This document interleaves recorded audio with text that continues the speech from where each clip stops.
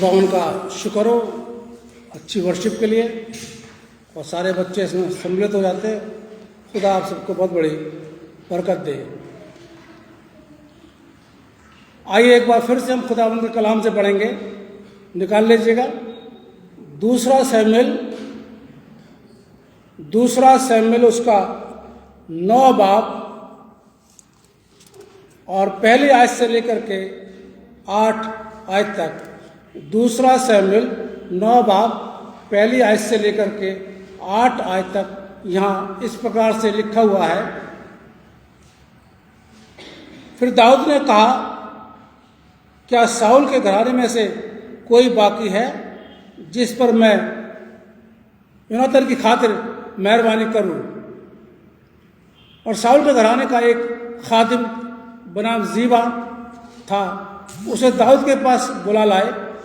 बादशाह ने उससे कहा, क्या तू जीवा है?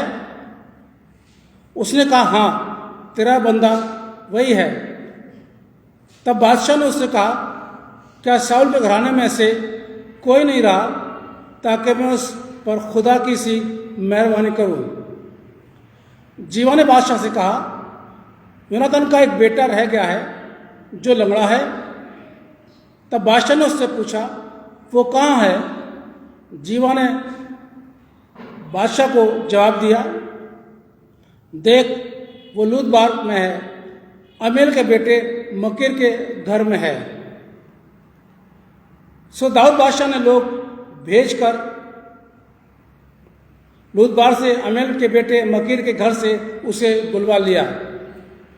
और साउल के बेटे योनातान का बेटा मेफीबोशेत दाऊद के पास आया और उसने मुंह के बल गिरकर सिजदा किया।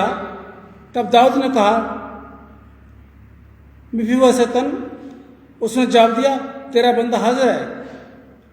दाऊद ने उससे कहा, मत डर, क्योंकि मैं तेरे बाप योनातान की खातिर जरूर तुझ पर मेहरबानी करूंगा और तेरे बाप साउल की सारी जमीन तुझे फेर दूंगा और तू हमेशा मेरे दस्तरखान पर खाया करेगा। तब उसने सजदा किया और कहा, तेरा बंदा है क्या चीज़ जो तू मुझे जैसे मेरे कुत्ते पर निगाह करे। खुदा अपने कलाम के पढ़े जाने और सुने जाने पर बरकत बख्शे, आमीन।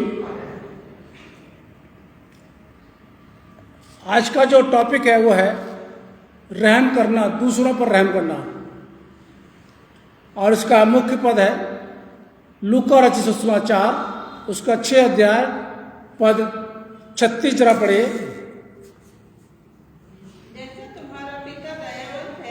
जैसा तुम्हारा पिता दयावंत है वैसे तुम भी दयावंत रहो। बैठिए, थैंक यू। खुदावंद यीशु मसीह यहाँ पर फरमा रहे हैं, जैसा खुदा यानी तुम्हारा आसमानी बाप दया करता है वैसे तुम लोगों को भी दया करनी चाहिए और दयावंत होना चाहिए। आइए हम दुआ करें।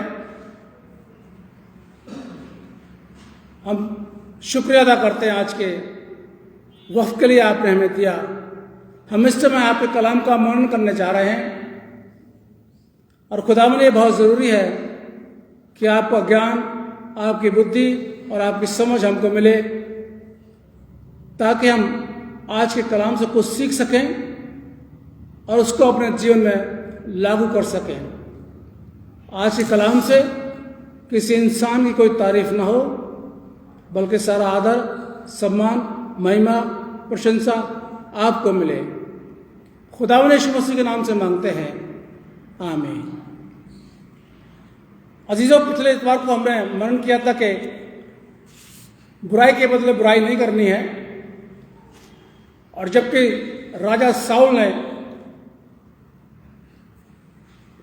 दाऊद के साथ में बुरा किया, यानी दाऊद को मारने के लिए लगा। कारण ये था कि जब दाऊद ने गोलियत को मारा तो जब ये वापस आ रहे थे तो वहाँ की औरतें अपने हाथों में डफ लिए हुए ये गा रही थी कि शाऊल ने तो हजारों को मारा लेकिन दाऊद ने लाखों को मारा। यह सुनकर के शाऊल को बड़ा गुस्सा आया और वो दाऊद को मारने के लिए रहा।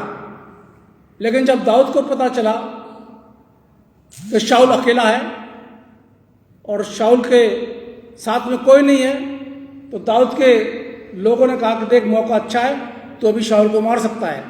लेकिन दाऊद ने शाऊल को नहीं मारा और ये बोला, मैं खुदा के अभिषेक पर कभी भी हाथ नहीं उठाऊंगा। अब इनका झगड़ा चलता रहा। चलते चलते क्या हुआ कि दाऊद को जब राजा बना दिया गया, शाऊल की डेथ हो जाती है युद्ध में, शाऊल मर जाता है, परिवार के लोग भी चले जाते हैं उसके। और जब राजा को स्थापित कर दिया गया दाऊद को, तब दाऊद ने अपने बारे में ना सोचकर, अपना ध्यान अपने बारे में ना लगाकर, उसने दूसरों के बारे में लगाया और वही सोचता रहा, मैं किस पर रहम करूं, ऐसा कौन है जिस पर मैं रहम करूं। देखिए, ध्यान देने वाली बात है यहां पर। दाऊद को राजा बना दिया गया। दाऊद चाहता तो वो अपने बारे में बहुत कुछ सोच सकता था, लेकिन दाऊद ने अपने बारे में ना सोच के दूसरों के बारे में सोचने की बात करी। और उसके बाद उसने योनातान, जो शाऊल का बेटा था, राजा शाऊल का बेटा था, वो दाऊद का दोस्त था, उसने अपनी दोस्ती को याद किया। फिर से ध्यान से सुनिए, राजा शाऊल का बेटा योनातान और दाऊद की दोस्ती रही। शाऊल दाऊद का दुश्मन, लेकिन उसका बेटा दाऊद का दोस्त। अब इसने अपनी दोस्ती को याद किया। निकालिए पहला शमूएल 20 अध्याय, सामने आ जाओ, पद 3 और 4 पढ़िए।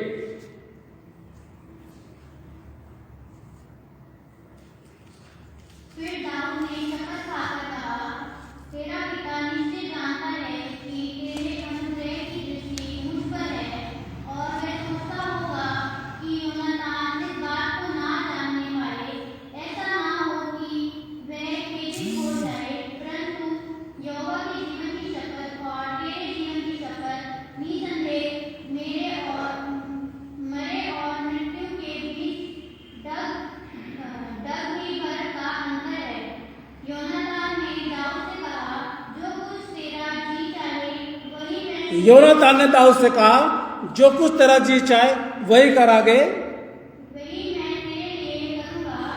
वही मैं तेरे लिए करूंगा। बस बेटा, यानी दाऊद योनातान की दोस्ती को याद कर रहा है और उसने वादा किया था, वही वादे को यहां पर याद कर रहा है। इसके बाद योनातान अपने पापा शाऊल के साथ मारा गया युद्ध में। और ये पहला शमूएल उसका 31 अध्याय और 5 और 6 पद जब आप पढ़ेंगे तो वहां पर इसका वर्णन मिल जाएगा। बेटा निकाल लिया आपने, पहला शमूएल 31 पद 5 और 6 पढ़िए जरा। ये शाऊल का मरने का और योनातान के मरने का वर्णन है यहां पर।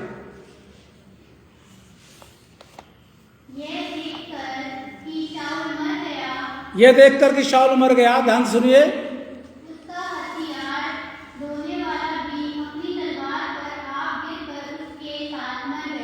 योनातान, ये शाऊल मर गया, उसने देखा, और जो शाऊल का हथियार ढोने वाला, यानी जो उसके हथियार लेके साथ चलते थे, अलग अलग चलते थे हथियार, उसने जब देखा कि मेरा राजा मर गया, तो उसने भी अपनी तलवार के ऊपर अपने आप को मार लिया। आगे 6 पद।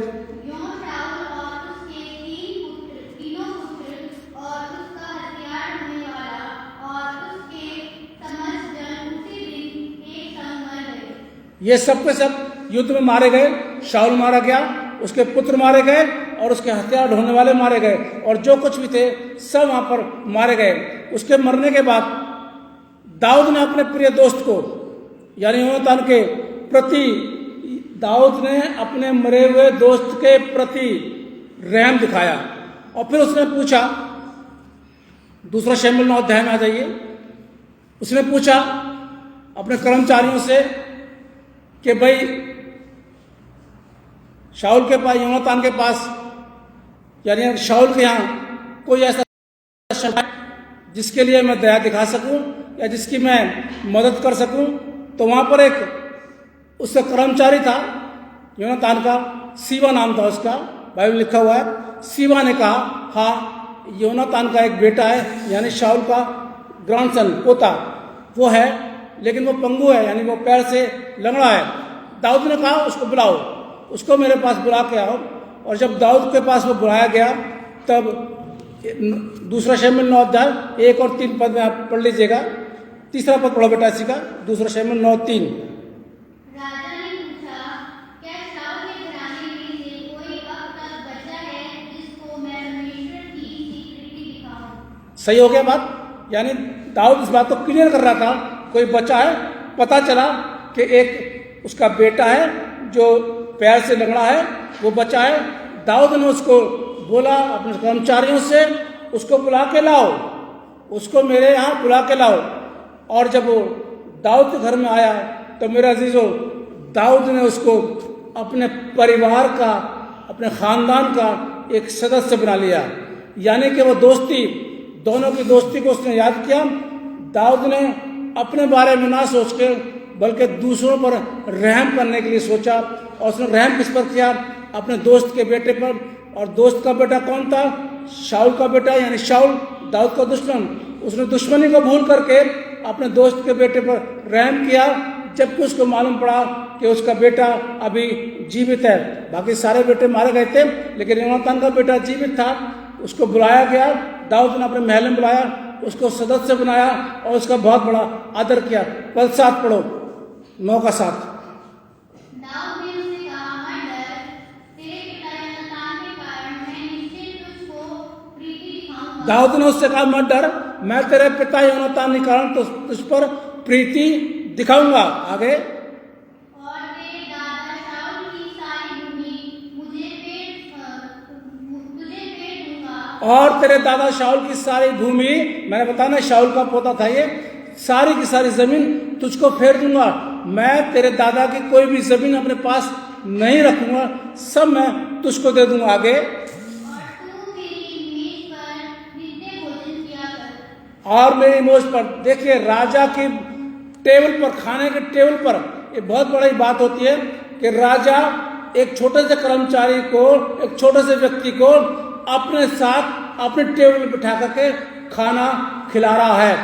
ऐसे बहुत कम लोग मिल जाएंगे, लेकिन दाऊद ने रहम किया। किस पर रहम किया? अपने दोस्त के बेटे पर।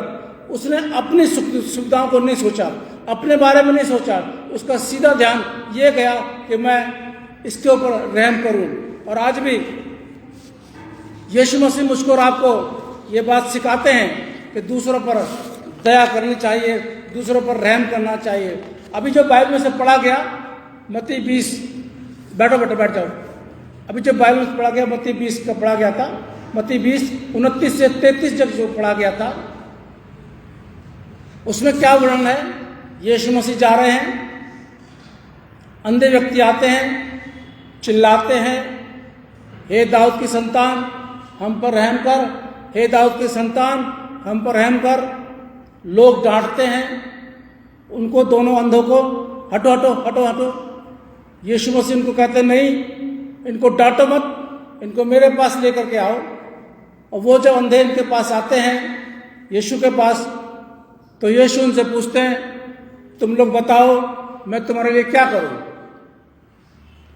उन लोगों ने बोला, कोई पैसा नहीं मांगा, क्योंकि भिखारी थे, भिखारी के बावजूद भी कोई पैसा नहीं मांग रहे। वो ये कह रहे हैं कि हम देखने लगे, हमारी आंखें वापस आ जाए।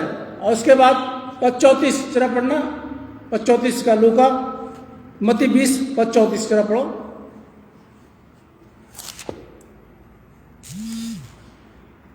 यीशु ने तरस खाकर उनकी आंखें छुई और वे तुरंत देखने लगे। ध्यान सुनिए, शब्द क्या है यहाँ पर?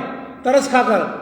यीशु ने तरस, यानी यीशु ने उन पर रहम किया और उनकी आंखें छुई और वो देखने लगे। बैठो बेटा, वो देखने लगे। यीशु मसीह ने भी मुझको और आपको यही सिखाया, और इसलिए यीशु मसीह ने क्या बोला? जैसा तुम्हारा स्वर्गीय पिता रहम दिल है, दया करता है, वैसे तुम भी दूसरों पर दया करो। दाऊद ने वही किया, दूसरों पर दया करी, अपने परिवार की, अपने आप की चिंता ना करके उसने दूसरों पर रहम किया, दूसरों से उसने मोहब्बत करी। हालांकि ये मपीबोशेत था, वो दाऊद का कुछ नहीं था, योनातान का बेटा कुछ लगता नहीं था, लेकिन एक दोस्त का बेटा था, उसके बावजूद भी उसने उस पर दया करी। और यीशु मसीह भी यहाँ पर उन अंधों पर दया कर रहे हैं। वो लिखा हुआ है, तरस खाकर उनकी आंखों को छुआ और वो तुरंत देखने लगे। यही मसीह समाज का फर्ज बनता है, पूरे मसीह कौम का यही फर्ज बनता है कि अपने बारे में ना सोचकर पहले दूसरों के बारे में सोचें, दूसरों पर अपनी दया का हाथ रखें और दूसरों को जितनी मदद कर सकते हैं उतनी मदद करनी चाहिए। देखिए साहब, रहम जो है वो सबको मिलना चाहिए। सब चाहते हैं हमारे पर रहम हो। जैसे किराने की दुकान पर काम करने वाले लड़के और मजदूर लोग जो होते हैं, ढाबे पर काम करने वाले लड़के और जो ये रिक्शा चलाते हैं वो लोग, ये सब साफ सफाई, जो चर्च की साफ सफाई करते हुए लोग, इन सबको ये चाहते हैं कि हम पर भी रहम किया जाए। और अगर हम इनसे बुरी तरह बोलते हैं तो बहुत गलत हो जाता है। कई लोगों को मैंने देखा है कि जब वो रिक्शे से उतरते हैं या ऑटो से उतरते हैं तो उतरने के बाद में वो उसको धन्यवाद बोलते हैं, थैंक यू भैया, आपने हमें अच्छी तरह से छोड़ा। पैसे देते हैं और थैंक यू बोलते हैं। ये एक शब्द थैंक यू का कोई ज़्यादा महंगा नहीं पड़ता है, उस व्यक्ति को बहुत अच्छा लगता है और बहुत बड़ा खुश होता है। लेकिन आज की कौम, आज के मसीह समाज के लोग इन लोगों को थैंक यू बोलने के बजाय दूसरों को भी नहीं बोलते हैं, किसी को नहीं बोलते, बस हो गया तो ठीक है। ये मसीहों को सीखना है कि छोटा व्यक्ति कोई भी हो उस पर रहम करना है, रहम करने की बहुत जरूरत है। जैसे कि दाऊद राजा ने इतना बड़ा राजा होकर के एक छोटे व्यक्ति पर रहम किया और उसने अपने साथ अपनी मेज पर बैठा करके उसको खिलाया और अपने परिवार का, अपने खानदान का एक सदस्य घोषित कर दिया। ऐसा दिल हर मसीह के पास होना चाहिए, तभी हम सच्चे मसीह कहला सकते हैं। नहीं तो हम सिर्फ नामधारी मसीह कहलाएंगे, जो कि आजकल बहुत से मसीहों के यही है कि सिर्फ नाम के मसीह हैं, बाकी उनके अंदर कोई मसीहत नहीं है किसी भी तरीके से। मैंने बताया था ना कि सबसे पीछे कौम है हमारी, ये सबसे पीछे हम लोग रहते हैं, मसीह लोग पीछे रहते हैं। क्यों? क्योंकि हम आगे बढ़ने की कोशिश नहीं करते, हम यीशु मसीह की बातों को मानने की कोशिश नहीं करते। हम माने दाऊद ने काम किया, हम भी कर सकते हैं। हम भी अपने छोटे से किसी को एक शब्द बोल सकते हैं प्यार का, धन्यवाद भाई, थैंक यू भाई, आपने हमारी मदद करी। मैं अभी पूछूं कितने लोग ऐसा बोलते हैं तो शायद ही एक आध का हाथ उठेगा। लेकिन मैं आपको बता रहा हूं, ऐसे आज भी बहुत से लोग हैं, छोटे लोग भी हैं, बड़े भी हैं, जो उतरते हैं ऑटो से, रिक्शे से, उसका धन्यवाद करते हैं, भैया थैंक यू, आपने हमें अच्छी तरह छोड़ दिया। या कोई सामान कहीं पर पहुंचाया जाता है तो सामान पहुंचाने वाले को भी वो धन्यवाद करते हैं, भाई धन्यवाद, शुक्रिया, आपने हमारा सामान पहुंचा दिया। या कोई दुकान पर किसी तरह का वो सामान देता है, जो ये सेल्समैन होते हैं उनके पास जब जाते हैं, अगर सेल्समैन को सामान देता है तब भी हमारा ये फर्ज बनता है कि हम उस सेल्समैन को शुक्रिया अदा करें, शुक्रिया भैया, आपने हमें अच्छी तरह से दिखा दिया, सारे कपड़े देख लिए, सब कुछ देख लिया और सीधे चले गए। उसके दिल पर क्या बीतती है, आप उसको शुक्रिया बोल सकते हैं, शुक्रिया बोलिए, धन्यवाद दीजिए, उस पर रहम कीजिए, क्योंकि हर व्यक्ति, छोटा व्यक्ति चाहता है कि उस पर रहम किया जाए। लेकिन बहुत से लोग रहम नहीं करते, जबकि करना चाहिए। मेरा जीजो, जैसे मैंने आपको लिस्ट बता दिए, एक दया, एक रहम, प्यार, रहम और प्यार, ठीक है ना, एक शब्द है रहम और एक शब्द है प्यार। इनके दिलों को छोटे से व्यक्ति बता रहा हूं, जैसे ढाबे पर काम करने वाले, रिक्शा चलाने वाले, सफाई कर्मचारी और जो मजदूर हैं, ये लोग क्या करते हैं, एक शब्द इनके लिए रहम और प्यार, इनके लिए इनके जिंदगी के अंदर, इनके दिलों के अंदर रोशनी पैदा करता है। हमारे एक शब्द से इनका जीवन बदल जाता है, हमारे एक शब्द से इनकी सारी मेहनत जो ये करते हैं, जो थकावट होती है, वो दूर हो जाती है। एक ही शब्द से कि भाई धन्यवाद, आपने हमारा काम अच्छा किया। सिर्फ एक शब्द के लिए ये लोग तरसते हैं और इनका हक भी है कि इनको ये धन्यवाद दिया जाए, क्योंकि ये हमारा काम ऐसा करते हैं। जब आपके पास किसी इंसान को देने के लिए कुछ हो, यानी दया करने के लिए हो, तो हाथ मत रोको, निकालो बेटा। नीति वचन 3 अध्याय पद 27 पढ़ो, देखिए बाइबल क्या बताती है। 27 पद,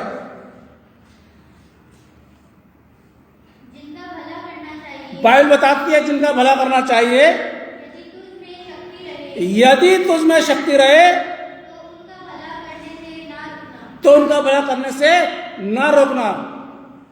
चर्च में लोग दान देते हैं क्योंकि खुदा उनको बरकत देता है। अभी मैंने बता दिया, लिफाफे मेरे पास आए, दान मेरे पास आया, चर्च के काम के लिए उन्होंने दिया। देख रहे हैं चर्च में काम हो रहा है, दिया।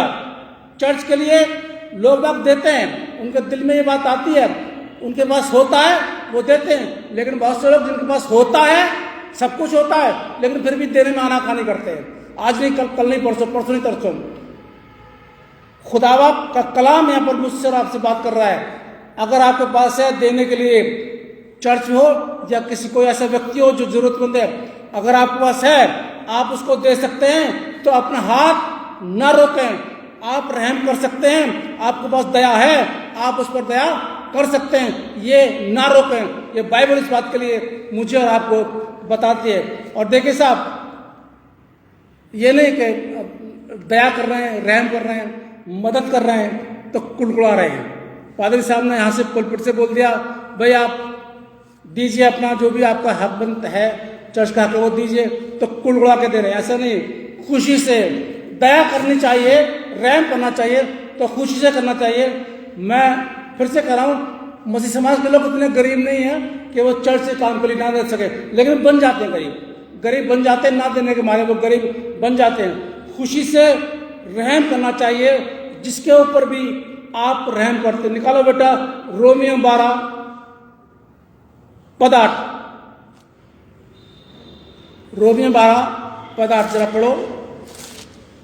जो उपदेशक हो वह उपदेश देने में लगा रहे, दान देने वाला उदारता से दे। जो उपदेशक हो उपदेश देने में लगा रहे, दान देने वाला उदारता से देता रहा। जैसा भी मेरे पास दान बड़ी खुशी के साथ दिया, लोगों ने बड़ी खुशी के साथ दिया चर्च के काम के लिए, तो दान देने वाला उदार से देता रहे। आगे बेटा, जो अगुवाई करे वह उत्साह से करे, जो दया करे वह हर्ष से करे। जो दया करे वो खुशी से करे।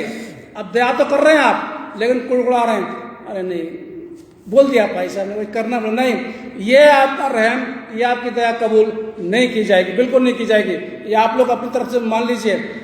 और जिनके पास है, जिनके खजाने भरे हुए हैं, जिनके बटुए भरे हुए हैं, जिनका सब कनस्तर भरे हुए हैं, उनके पास है, और वो अगर नहीं देते हैं तो बाइबल बताती है वो गुनाह करते हैं। और अगर देते हैं तो देना चाहिए, हर एक के ऊपर, छोटे व्यक्ति के ऊपर रहम करना चाहिए। और जो भी जिसका अधिकार है उसको करना चाहिए। जो चर्च का है वो चर्च को देना चाहिए, जो और किसी का है वो और किसी को देना चाहिए। रहम सब पर करना चाहिए, अपने से छोटे व्यक्ति पर, जैसे कि दाऊद ने अपने बहुत से छोटे व्यक्ति पर रहम किया और उसको अपने खानदान का एक सदस्य बनाया। मेरे अजीजों, खुदा के काम के लिए आगे बढ़ें, खुदा की बातों को माने। यीशु मसीह ने क्या बोला उसको मैं और आप माने।